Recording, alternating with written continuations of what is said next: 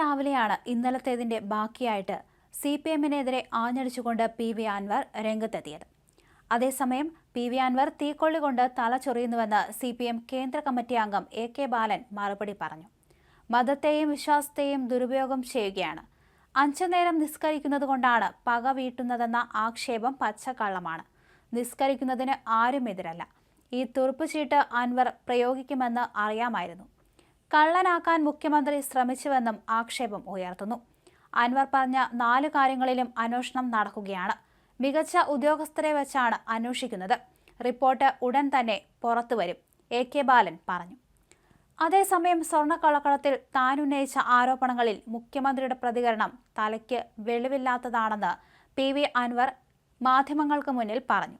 വല്ലാത്ത പ്രതിസന്ധി ഉണ്ടാക്കുന്ന ബാപ്പയെ മകൻ കുത്തിക്കൊല്ലുന്നതും പിന്നീട് ആത്മഹത്യ ചെയ്യുന്നതോ നാടുവിടുന്നതോ കണ്ടിട്ടില്ലേ? സ്വർണ്ണക്കള്ളക്കടത്തിൽ P ശശിക്ക് പങ്കുണ്ട്. ഒരു SP മാത്രം വിചാരിച്ചാൽ ഇതൊന്നും നടത്താനാവില്ലെന്നും PV അൻവർ പറഞ്ഞു.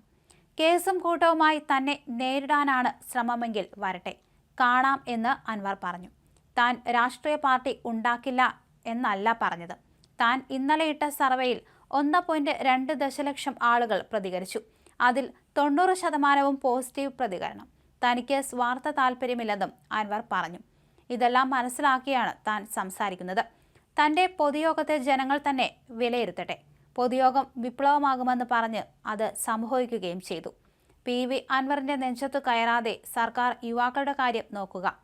ഇപ്പോൾ തീരുമാനിച്ചാൽ മലപ്പുറം ജില്ലയിൽ മാത്രം 25 പഞ്ചായത്തുകളിൽ ഇടതുമുന്നണിക്ക് ഭരണം നഷ്ടപ്പെടുമെന്ന് PV അൻവർ പറഞ്ഞു. കോഴിക്കോടും പാലക്കാടും പഞ്ചായത്തുകളിൽ LDF-ന് ഭരണം നഷ്ടമാകും. CPM വെല്ലുവിളിച്ചാൽ ഏറ്റെടുക്കാൻ തയ്യാറാണ്. തന്നെ വർഗീയവാദിയാക്കാനാണ് CPM-ന്റെ ശ്രമം. രാഷ്ട്രീയ പാർട്ടി രൂപീകരിക്കുന്നത് സംബന്ധിച്ച് സർവേ പുരോഗമിക്കുകയാണെന്നും അൻവർ പറഞ്ഞു. കൂടുതൽ പൊതുയോഗങ്ങൾ നടത്തിയ ശേഷമേ നിയമസഭയിലേക്ക് പോകൂ എന്നും അദ്ദേഹം അറിയിച്ചു. അവിടെ ഒരു കസേര ഉണ്ടാകുമെന്ന് കരുതുന്നു, ഇല്ലെങ്കിൽ നിലത്തിരിക്കും, അൻവർ വിശദമാക്കി. അതേസമയം കക്കാടംപൊയിലെ പാർക്കിൽ തടയണയുണ്ടോ എന്ന് അവിടെ പോയി നോക്കട്ടെ. താൻ ആ വഴിക്ക് തന്നെ പോകാറില്ല. ഇപ്പോൾ ഹൈസ്പീഡ് മെഷീനൊക്കെ വരും. 3.5 കോടി ജനത്തിനും സഖാക്കൾക്കും ഇതിൽ കൃത്യമായ ബോധ്യമുണ്ട്. ദുബായിലും വിദേശത്തും പോലീസിന് പോകാനാവില്ലല്ലോ. സ്വർണം കടത്തിക്കൊണ്ടുവന്ന് ആർക്കാണ് കൊടുക്കുന്നതെന്ന് പോലീസ് അന്വേഷിച്ചോ? മുഖ്യമന്ത്രി എന്താണ് തലയ്ക്ക് വെളിവില്ലാതെ പറയുന്നതെന്നാണ് അൻവർ ചോദിച്ചിരിക്കുന്നത്.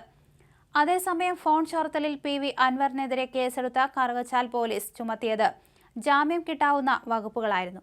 ഭാരതീയ ന്യായ സംഹിതയിലെ 192 വകുപ്പ് പ്രകാരമാണ് കേസ്. ഇത് ജാമ്യം കിട്ടുന്ന വകുപ്പാണ്. FIR-ൽ രേഖപ്പെടുത്തിയത് ഗുരുതരമായ കുറ്റമാണെങ്കിലും വകുപ്പ് ചെറുതായി. അതുകൊണ്ട് ഈ കേസിൽ അൻവറിന് ഭയപ്പെടേണ്ട സാഹചര്യമില്ല. അറസ്റ്റ് ചെയ്താലും വിട്ടയക്കും. അൻവറിനെതിരെ പിണറായി സർക്കാർ നടപടികളെടുക്കാൻ തുടങ്ങിയതിന്റെ സൂചനയാണ് ആദ്യമായി ഈ കേസ്. വർഗീയ വിദ്വേഷം പടർത്തുന്നത് അടക്കമുള്ള പരാതികൾ അൻവറിനെതിരെ താമസിക്കാതെ പോലീസിന് കിട്ടുമെന്നാണ് സൂചന. 28-നാണ് അൻവറിനെതിരെ പോലീസ് കേസെടുത്തത്.